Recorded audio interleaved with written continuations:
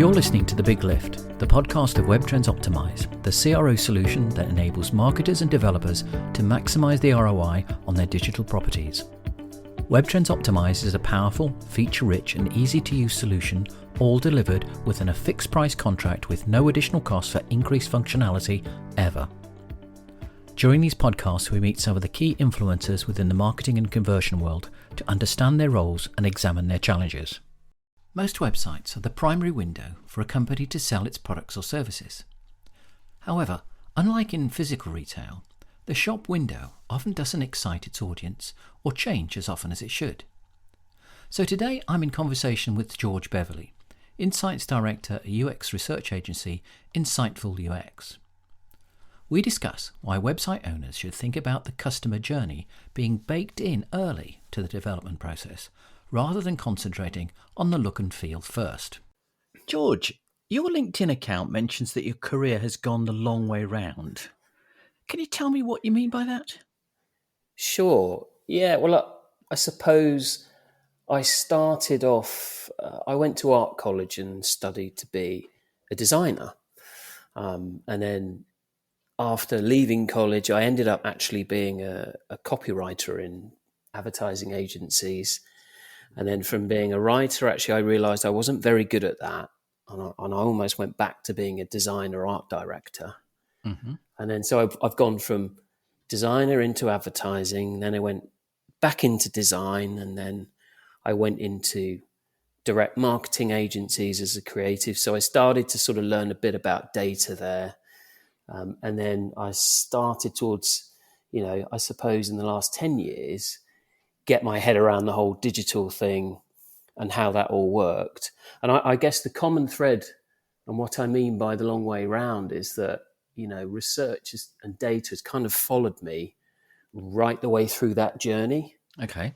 And so we come almost full circle where, I'm focusing almost entirely looking at the research and the data, and have left the heady days of creativity behind, if you like. So that's sort of the long way round, if that makes any sense whatsoever. I think it does, but I think your experience in copywriting and creative does set you up pretty well to marry that with the data that you're using as well. Because I think there's a lot of people that just, especially today, start in the digital environment believing that it's all analytics and don't really know how to string sentences together. Yeah, it's a good question, isn't it? And if without revealing my age, which is rude to do so, but I started off life before digital, before the internet. So me too. Yeah, exactly. So as you well know, we were forced not to necessarily stare at dashboards and try and work out what they meant, but actually listen and look and talk to and empathize with the customer in order to understand what is it they want, what do they need from this. And those are the nuggets of data, if you like, out in the wild that I took in and started to work into the copy, into the creativity. So I guess, could you say that we were almost not forced into it, but it was really the only option if you wanted to write something that actually resonated with anybody? So I tend to agree that having those skills are fundamental in website design, because if you can't get across what you want to get across by utilizing words, it becomes much more challenging. And I think there is a lack of that understanding, I suppose is a good word, from younger marketers that copy is as important as the visuals. And I know we'll go on to a bit of the visual communications in a little while. Sure. But I think is one of those fundamentals things are that I learned from my very first marketing manager was, if you've got a sentence, make it no longer than 9 words. Now I'm hearing and reading sentences which are 25, 30, even 40 words. And you kind of think, you've lost me already before you get to the point. So having a good understanding of copywriting, and with you, the UX or the design element, does put you in good stead. But also looking at your LinkedIn, am I right in thinking that you were a butcher for some time? Well, it says butcher, but not in the literal sense of it. I should qualify it. So when I say butcher, I mean that I was part of a volunteer group called Meat Drawer, which is based down here in Bournemouth. And Meat Drawer was just a name given to a networking group of people, mainly from digital and creative agencies, who got together to create a little bit of a community, who did some stuff, put some events on, worked quite closely with the local universities to try and, sort of trumpet some of the talent that we have down here, which is still here. But the volunteers themselves were called butchers. So it's not butchers in the sense that everyone listening thinks of it. It's a slightly different version of a butcher, if that makes sense. So my order for sausages and bacon is not going to resonate with you. I'll do my best, but there are others more qualified in the butchery trade than I to do that. It seems that Bournemouth is still, was it your hometown? Because you also, what I believe, lecture at Bournemouth University on visual communications.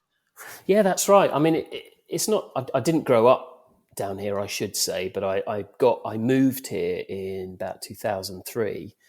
And I wanted to, quite quickly after getting here, establish some links with, the local universities, of which we have two here. We've got Bournemouth University and we've got Arts University Bournemouth, rather confusingly. But yes, so I started doing some work with Arts University Bournemouth probably, I'm guessing, about 10 years ago, and started doing some work with their visual communications degree course, and have done that and have enjoyed it, and it's taught me a lot, over the last sort of 9 years. So I'm hugely thankful for that opportunity, and it was, I should say, a big learning curve for me. A learning curve how? So that saying that people often wheel out, which is those who can do, those who can't teach.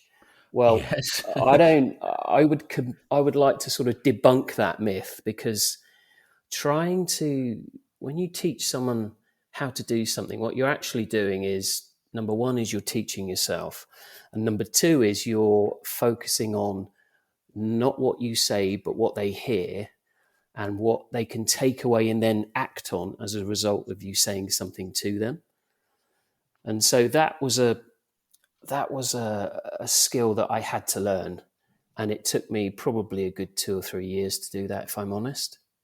So that's really interesting, because I mentioned on a previous podcast, my late wife was a psychologist. And one of the things that she used to say was, "This is what I heard. Is this what you meant?" And I think that's such a fantastic phrase that I've used all through my marketing career, of trying to be able to say, this is what I was trying to get across.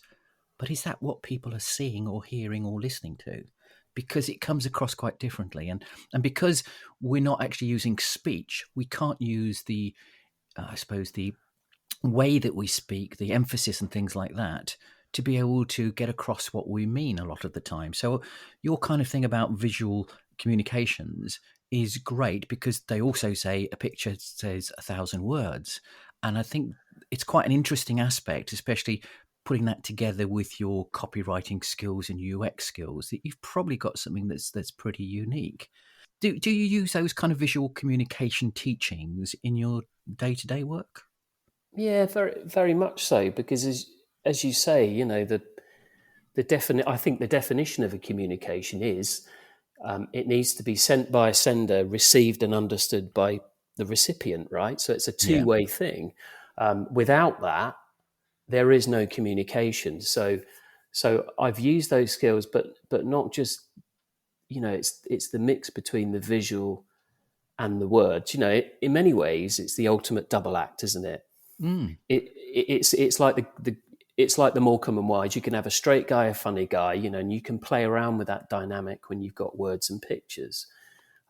Sure, yeah, an image says 1,000 words, absolutely. But sometimes when you've got the copy as well, it just adds that extra layer to the communication that gives it a bit of charm or a bit of jeopardy or something else that just adds to it, which I think is fantastic. But do you think video is kind of taking the place of the image and the copy? Yeah, it, it's it's an interesting shout, that, isn't it? Because video is everywhere. I mean, I can't stop. I'm addicted to TikTok. You can't stop You're, watching that stuff. you're getting down with the kids now, isn't it? That's what you're trying to do. I'm desperately trying my hardest. But yeah, video is brilliant, isn't it? But I think a lot of the time it's about what customers' preferences for consuming information. Because yes, video is great, it's quick, it's instant, but sometimes people want long form copy. Sometimes they want bullet points. Sometimes they just want instructional illustrations. I think half your job in user experience marketing is working out, okay, how would people prefer to receive this type of information? What's best for them in the context of how they're consuming the information? Because if you just start pumping video through to somebody and actually they don't really like video, then you've got no other way of getting hold of them.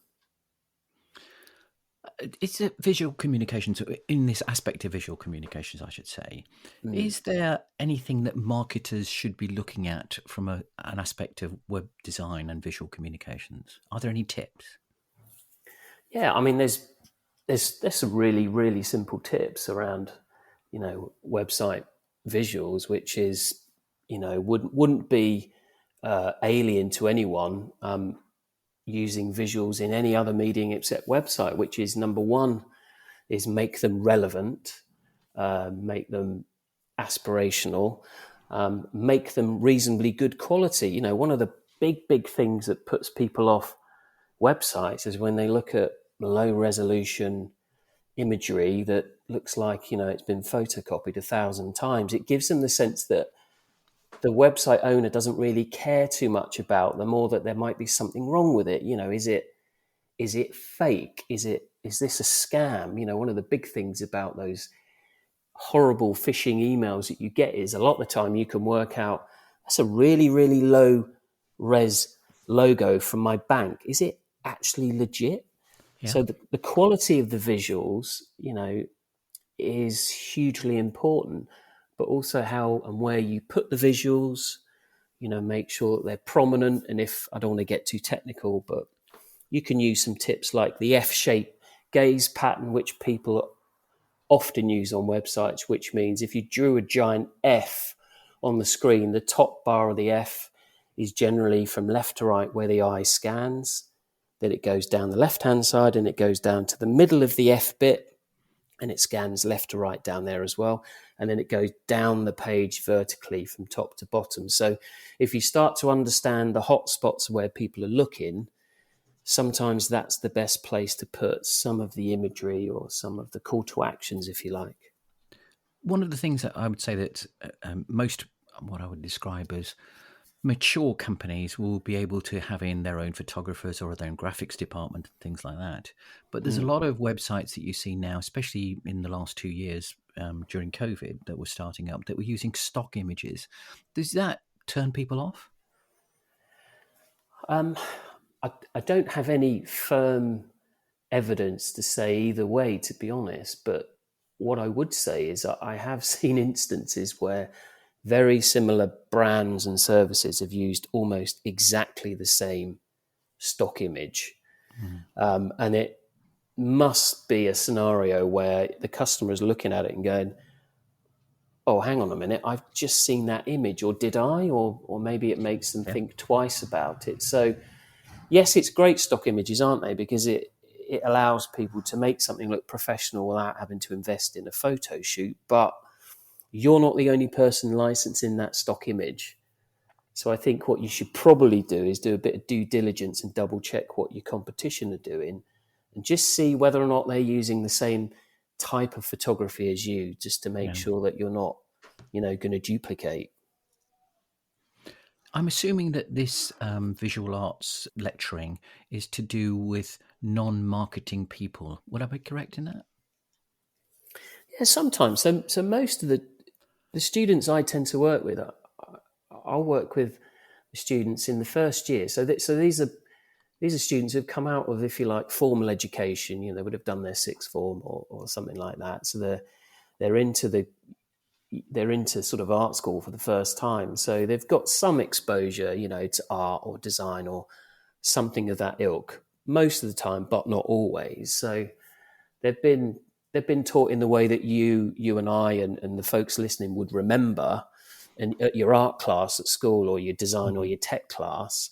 But what we're trying to do is sort of in that first year is to get them to start thinking a bit more conceptually, a bit deeper about how they put together communications that tell a story. So it's quite hard work in that first year for those students. Do you think it could be relevant to a marketing degree course? I think so. I think it could because if you in Arts University, Bournemouth, literally Bournemouth University is over the other side of the road for those who don't know.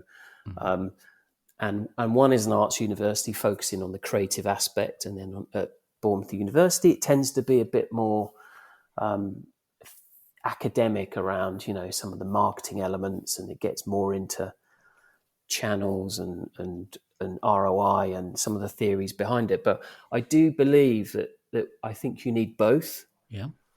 I think you need to sort of meet somewhere in the middle and understand, that if you like the strategy side, but also embrace the creative thinking, problem solving element to it. Yeah, I would absolutely agree with you. I think there is definitely a need for better understanding of the visuals that's used on websites by young marketers today, to be able to get not just what the designer would say, here's some great imagery, I want you to use it, but actually to think about what that imagery is saying and how it's actually being delivered to the visitor. Yeah, absolutely. I hear that you use such phrases certainly on your LinkedIn profile, such as "Fun Boys 3." It's not what you do; it's the way that you do it. You've got to explain that to me. Yes, I should apologise.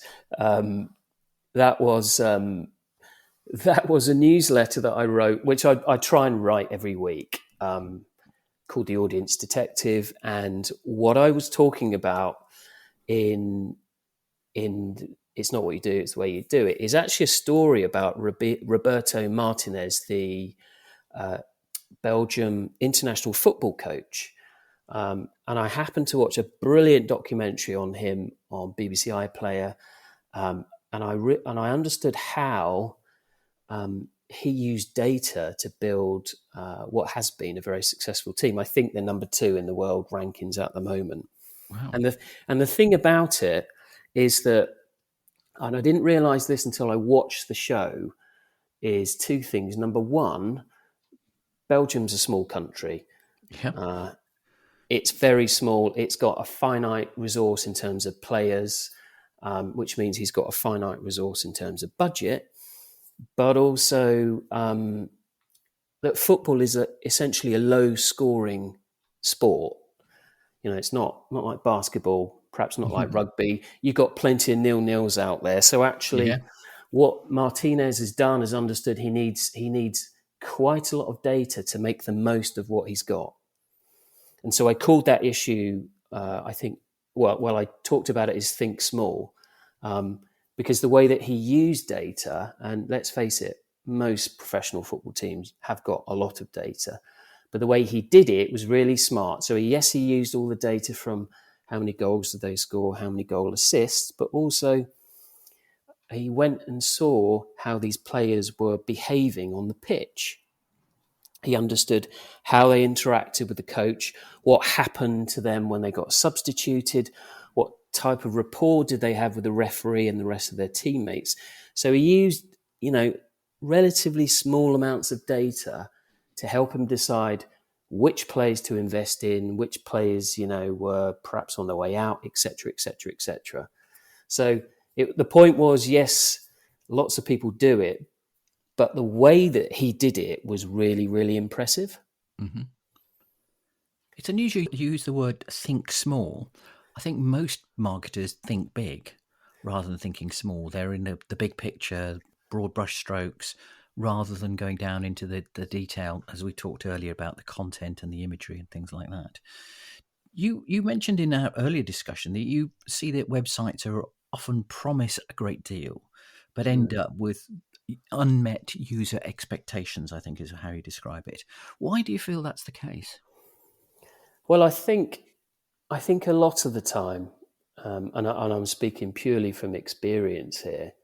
You'll start off a web project with the best of intentions, and normally you'll look at some data and you have some objective questions, and you'll have some things that the business will need from the website, and you have a bunch of stuff that the customers or the users need from the website.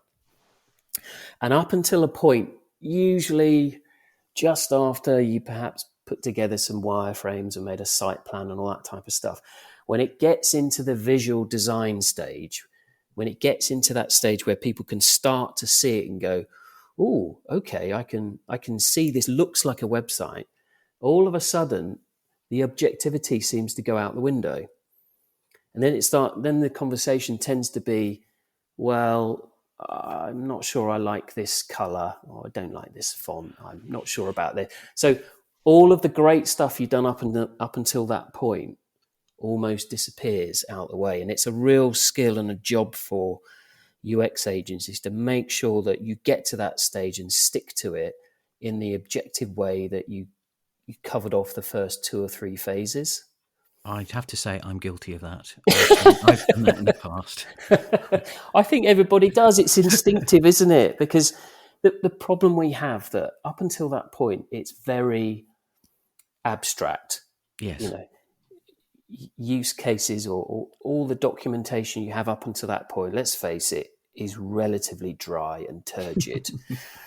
But then what happens is we almost go the other way and we start to sort of peck away at the visual design. And what happens is we lose a sense of what's good and bad and what's right or wrong for the customer. And then before you know it, your website is veered off and is now not really doing the job it's supposed to be doing. It's doing a job for you, but not for the customer and not for the business. Website design is ultimately, to a degree, down to what the person that's, I suppose, owning the website, and I use that phrase because I want to go into that a little bit more in more depth, Sure. actually feels is a good, nice looking website, and that they can be proud of it. Because we all have to answer to our bosses, whoever they might be. Yeah, that looks great. Yes, it does. And the functionality of it gets lost in the wash, especially when you go higher up the tree, when you're first doing a website.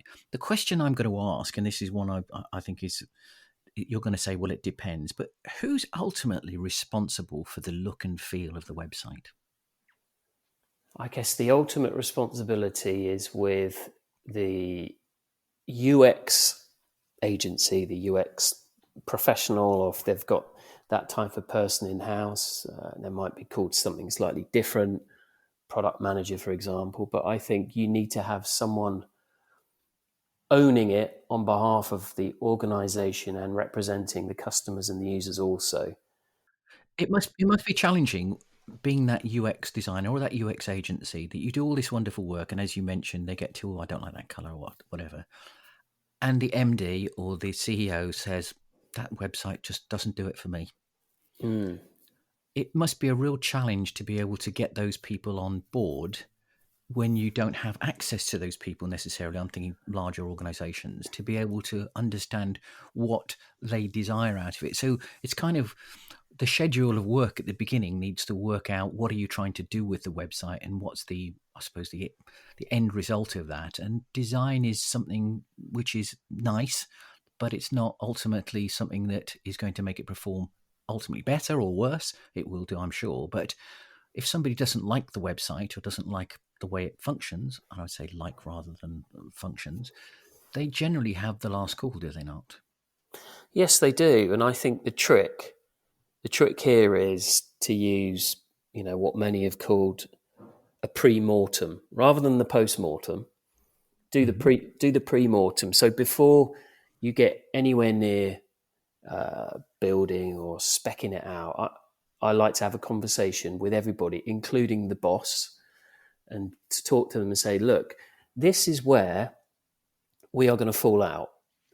That's a good start. And be very, very transparent. This is where the banana skins are, and they're usually around a website's not scoped properly. There's general neglect towards the website content.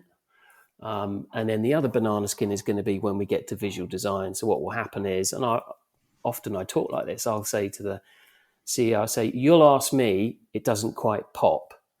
And I'll then say to you, I don't really understand what that means. And then we'll go round and round in circles. And then what will happen is we'll spend more money.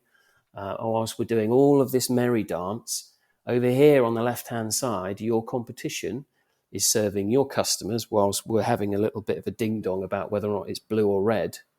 Mm-hmm. So why don't we try and come together just before we do all of that and make sure that we've got some ground rules in place about what happens when we get to these banana skins? And what generally happens in those meetings is all polite laughter, but I'm serious because this is where it will go wrong. So let's make a plan so that when we get there, we know how we're going to negotiate between getting through what might be quite a subjective and sticky stage. In our preliminary discussions, we talked about you saying that websites have been designed upside down. Is that what you mean by that? Yeah, kind of. I should sort of try and simplify this for those who haven't heard before. But if you think about not all, but many, many websites are designed like this. So generally what happens is the brief goes into the designer. Yeah, I want this. I like these types of websites. I love Netflix. I like Facebook, all this type of stuff. And the designer sits down and tries to sort of work out and puts together a few page designs, maybe 2 or 3 pages. And then everyone thinks, oh, that's great. I'll maybe change this, this, and this. And then someone says, okay, what do we do next? Oh, right. Okay. So let's write should we put some content? Who's got the content? I don't know. This person over here's got the content. Okay. Can you send me the content? And then we get down to it and the content gets added and then the website looks slightly different. It doesn't look like Netflix or Facebook anymore. It looks like something that doesn't really hold together. And then it gets shared around to the rest of the organization in the sales team or the operations or the support go, where's my section on FAQs? Have you got my section on this? And all of a sudden, what you realize is that what you designed at the top doesn't really answer any of the core needs for the business or indeed the customer by the time you get to the bottom. So actually, the whole idea is if you flip that round on its head literally and started with all of those stakeholders, what do you need from this website? How do we judge success? What do our customers need? And then work upwards. So the last bit you focus on is, right, we've done an awesome job here, guys. How do we make this website look and feel amazing? So think of it as almost the cherry on the top of the cake. That's the bit where you should really be focusing on the visual design, not at the beginning. So that's why I think we get ourselves into these slightly tricky situations with websites. So a lot of that will be based upon what I would describe in-house research, talking to CEO, web designers, UX designers, marketing managers, etc., etc., etc.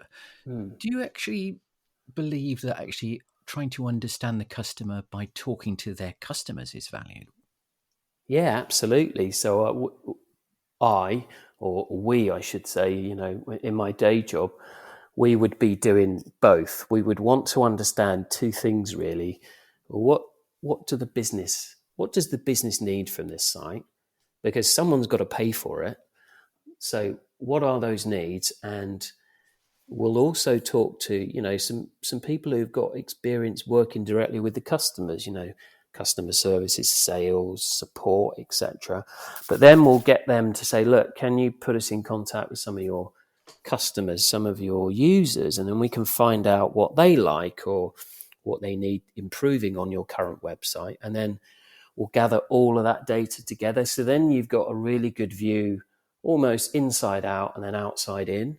So without that external view from customers or users, whatever you would choose to call them, then you are designing in a little bit of a fishbowl.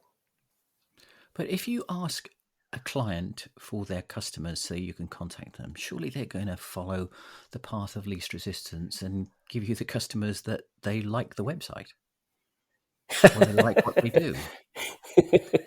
Yep, you're absolutely right. So often, what we'll try and qualify that by saying, okay, we would like to talk to, X number of existing customers, X number of lapsed customers, and potentially go out into the wild and try and find someone who's been neither, who could be a prospect but whom knows nothing about that client's particular website at the moment. So you're going to gather or garner, should I say, a pretty decent universe of points of view about what's good and bad about the website.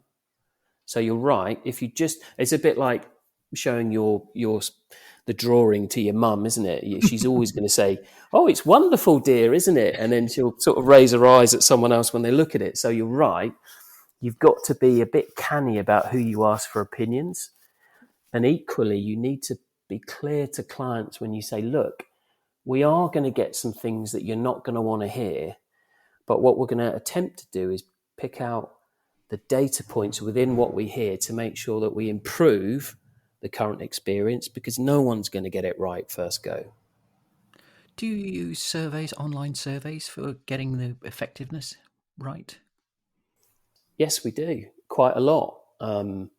We can use, certain tools like Hotjar, for example, or we will we've got access to lots of panels, so we'll create, almost a lookalike audience similar to that of a client based on certain factors, and then we'll go out and ask them, what's important to them, what's useful to them, what isn't, what type of experiences are they familiar with, and we'll get them to name some, perhaps some of the best or the worst within the sector. So surveys we'll use quite a lot, and then we'll also do the qualitative stuff, which is one-to-one interviews based on, a similar lookalike audience. And presumably you use A/B testing or CRO along the initial stages and hopefully beyond that to be able to make sure that the website's still relevant.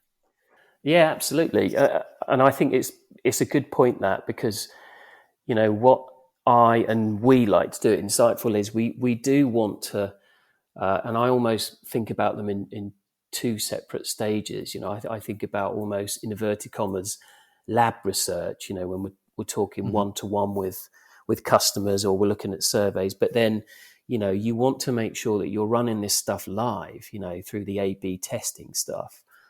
So we'll want to do both. And a lot of the time, the data coming from both of those activities feeds each other. Yeah. But I think, particularly with qualitative, you're going to get a bit more of the why. You're going to get a bit more of the flavor of what type of content you need to pitch, which I think really does help feed that CRO beast. Am I right in thinking that, I'm not sure whether your Insightful does B2B as well as B2C, but customer journeys for B2B are, I suppose, more complex because there are multiple journeys on a website for that, whereas if you look at a typical retail B2C site, it's generally one type of customer journey, hopefully ending up in a sale. Do you find that designing for B2B is more challenging? Yes, in a word, absolutely. And it's one thing, actually, for my sins I actually enjoy, because with a B2B organization, as you've said, you're going to have multiple distribution points to market, aren't you? You might have a direct sales force, you might have distributors, you might have partners, you might, very often these companies are part of larger groups, where you've got to understand how stakeholders interact with those particular businesses, where those markets are, what the dynamics are, and also, let's be honest, with B2B, most of the time, but not all, that sales journey is quite long. It could be years, and you've got to understand that it's not like an e-com transaction with a consumer, which is see a product, like a product in the basket, click buy, off we go. It might take, a conference or some downloads or a little bit of work to begin with, some consultancy, and then an order gets or an RFP gets produced and a vendor's involved. And that's really complex to try and manage that and let the website almost support that process is very, very complex. It is. There's so many different buying decisions, aren't there? Exactly. And also, as you well know, different people. You're going to have compliance people, you're going to have procurement people, you're going to have technical people, sales people, support people. Different people are going to want to see a piece of this, and you're going to need to understand the design, slightly different journeys based on what those people need in order to progress this through the next gate, I guess. So it's complex, but I think that's where I think that's where the UXers can really earn their stripes. If you can get your head around something like that, then I think that's great training for the future.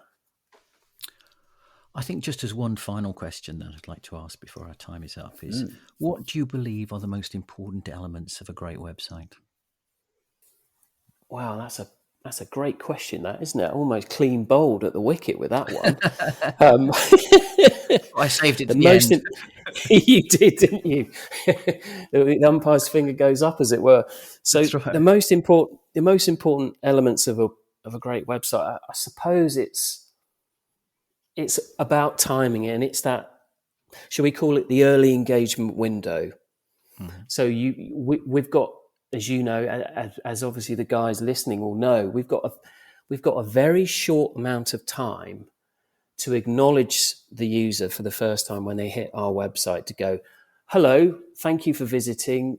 How can I help you? Where can I take you next? What would be the most useful to you?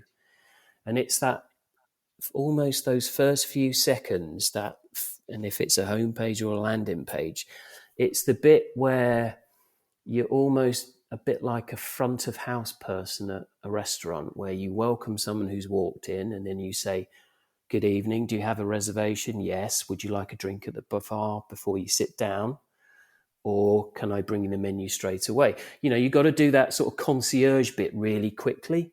Yeah. Because back to what we talked about right at the start, which is, we've got to respect and understand that the people coming to the site are more interested in something else at the moment. We've got to respect their time, give them what they want really quickly, and try and minimize the ability for them to sort of click the X bit at the top and leave the site. So the early engagement window for me is perhaps the most important.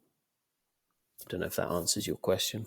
I think it's actually, and I'll call that now the concierge event, because I think that really is the nuts and bolts of it. And your analogy of using a restaurant or whatever is absolutely fantastic. The service has to continue once you get sitting down at the restaurant, and you have to have good food, etc., etc. But the fact that you're in a great place, the ambience is good, you're actually feeling welcome into that space, I believe is really, really important. A lot of websites don't do that today. And I think they need to learn a little bit from perhaps listening to this podcast. I don't know, but certainly to make people feel welcome and not necessarily talk about the personalization, but the empathy of a website, to allow people to try and understand that the website host understands you as a person, to be able to say, this is what we don't know much about you. Can we help you? What are you looking for? Give them the right pointers in the first place.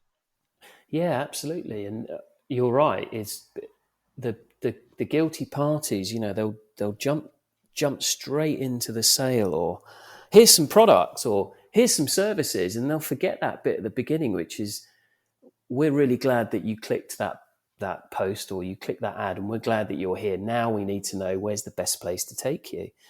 And if you can get that right, even if that person is still on the site and decides to leave, then you've done your best. You've empathized with them. You've offered them some options that offer some type of value to their experience, and you can't do much more than that. But yeah, Agreed. it's you're right. It's surprising how many times People jump straight to the transaction and they forget that human element, that empathetic element you need at the beginning of any experience. George, thanks very much. I'm going to use a pun here for such an insightful discussion. But I think I didn't have to use that, but I thought it was too good to miss out. But I I think appreciate that. our discussion hopefully has helped some people to be able to think differently about how they approach a redesign of a website, or in fact, actually incremental design to a website, because I think that's just as important. So, George, thank you for the time you've given up, and hopefully we'll speak soon. Yes, you're more than welcome. Thanks very much for having me, and take care. Thank you. Thank you.